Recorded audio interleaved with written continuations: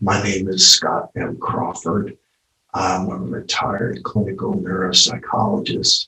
I came down with multiple sclerosis in 1999 and had to retire. I now use a power wheelchair for mobility.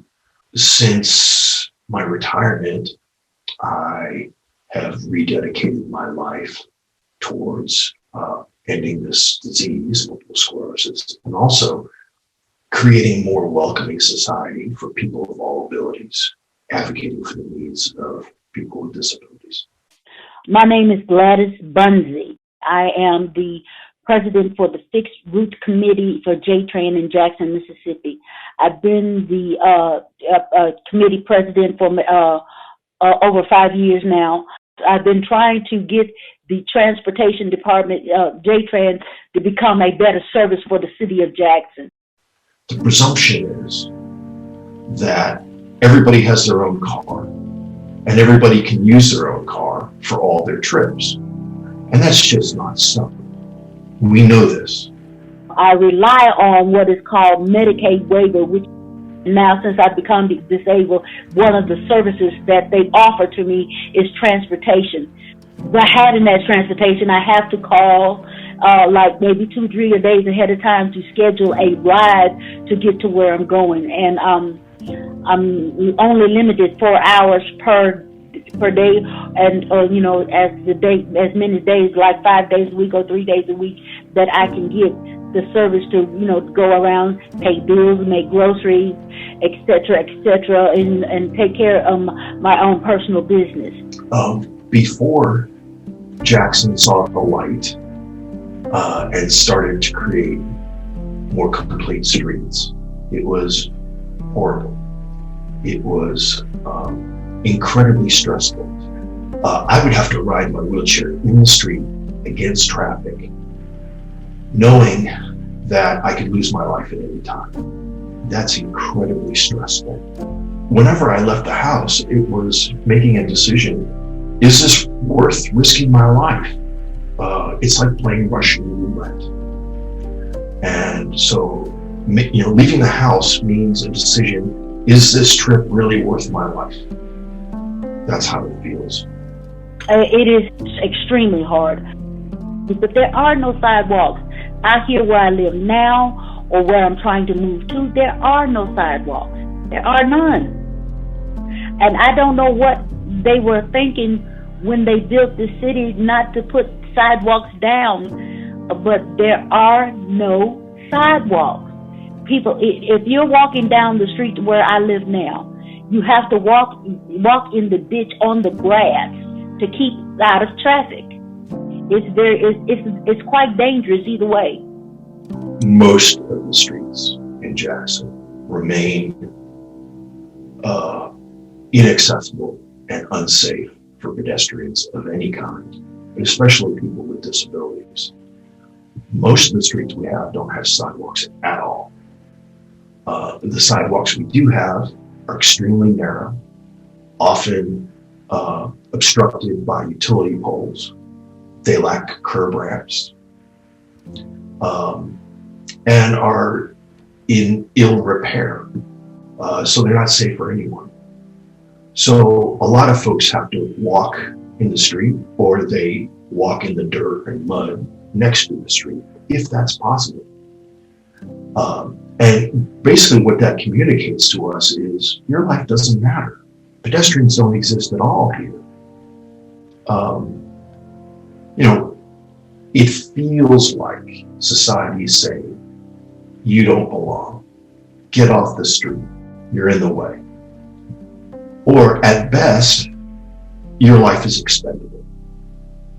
It's just a message that I got a car. If you don't have a car, oh well. I feel like they just don't care. I-55 frontage roads along 55 North here in Jackson, they have something like 6 lanes going one direction, no sidewalks whatsoever. And the few sidewalks that we have that go under the overpasses, they don't even have curb ramps. They're not usable by anyone with a disability. And those motorists are flying. It's meant to advantage people in their automobiles getting somewhere as fast as possible, and there is no consideration for the safety of pedestrians or people that use transit. When I was riding the bus before the pandemic hit and slowed the service down, you get put off, depending on where the bus stop is, you get put off in the grass, you get put off on a corner, and most of the time, sometimes the sidewalk or the street is busted up for whatever reason, and you have to step over busted up concrete and things of that nature to, in order just to get to a safe spot so you can safely walk down the street where you got to go. In my neighborhood, they had to put the road on a road diet. They had to get rid of one lane of traffic, so that they could add a multi-use path and sidewalks and bus stops that are accessible through a lot of hard work. Some very dedicated people at the City of Jackson wrote and won a very competitive Tiger grant for that funding. Thankfully, we won. And that gave us some of the funding we needed to make this happen. Now, as we have done better and developed some accessible sidewalks on some of our streets, at least in my neighborhood, it's a pleasure to go out. I feel like other pedestrians. I can enjoy the scenery. It's low stress. The quality and independence I have now is massively better than it was. From my apartment complex, there's a convenience store up the street. There's also Dollar General, etc. In a little shopping area up the street. But on either side, there's great room for some sidewalks so people can walk. I've noticed that when I have to ride my wheelchair in the street, being a white male, I get mostly left alone by the police, mostly. One time, I was trying to go to church, and I was on Meadowbrook, and there was one of those sidewalks that is completely useless. I mean, no curb ramps, utility poles. This is not a sidewalk. Okay, but the police officer stops like 100 yards away and blares over the intercom. Why aren't you on the sidewalk? Why aren't you using that sidewalk? People fought hard for that sidewalk. And I'm like, sir, I can't use that sidewalk. It doesn't have any curb ramps. The utility poles are right in the way. I can't use it. My black friends who do the same thing because they have to get harassed a lot more often. So there's the white privilege in action. I know it's 10 times worse for everybody else. People of color. If we were a priority, if that was their main course, their main focus, their main goal, it would have been done years ago. We're in 2021 and we're struggling with these same street problems. I mean, you have to have a car here in Jackson to get around, to be on the safe side, to put it bluntly.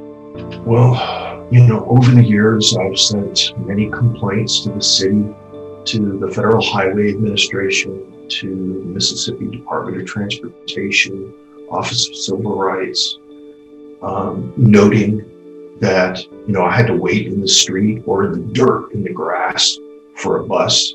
The buses weren't accessible. We had to win that fight. I think hearts and minds here in the city of Jackson have changed, and they want to do the right thing. We need about $2 billion, with a B, $2 billion here in Jackson to fix all of it. Fix our streets, fix our sewers, fix our water infrastructure so that people have safe water to drink. We need help. That's what we need most. It's very hard. I mean, but we if you got to go somewhere and you can't pay somebody to get in their car to take you where you need to go, it's very hard. I walk with a cane now. And by me having a stroke 10, 11 years ago, this is the thing. My balance is severely off. They need to be level for a person like me, because now, since I had the stroke, I have to be walking on a level, flat surface to walk on for me to feel safe walking. We're still fighting that uphill battle that sidewalks, so-called sidewalks, are just a nice luxury, not a necessity. And that's really the attitude that we have to change.